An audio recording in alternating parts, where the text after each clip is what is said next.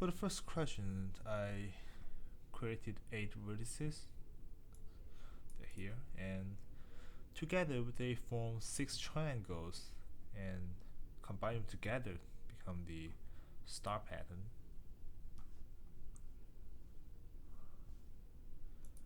Yes.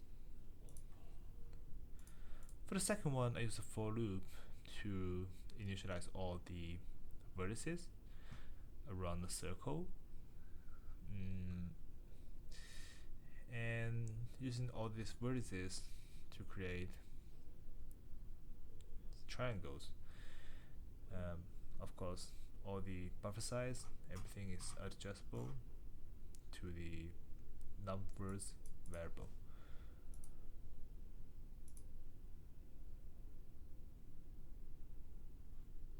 Yeah, I'm using a much bigger number. Back to 12.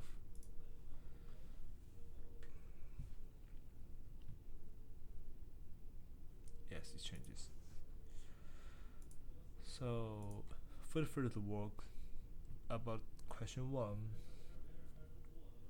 the reason that happens is because the viewport has a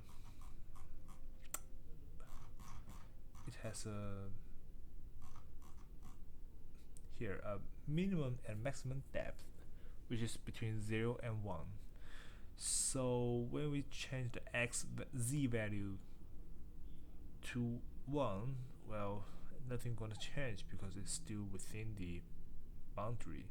But when we change to 2, it went beyond the boundary, and so the part that's out of the max depth will not be rendered in the screen. For the second one, the top left, it's exactly the top left corner of the viewport. So adding any value to that, we just shift the viewport's position. As we can see, the triangle now is not at the center, it's off the center, because we add values to the top left. And finally, the DXGI stands for DirectX Graphic Infrastructure, and it's a data format with RGBA, with red, green, blue, and alpha. The 4 A's means it's total of 32 bits, and with 8 bits for each component. The U norm stands for unsigned normalized integer. U in is unsigned integer, and S in is signed integer. So where do we these two forms respectively?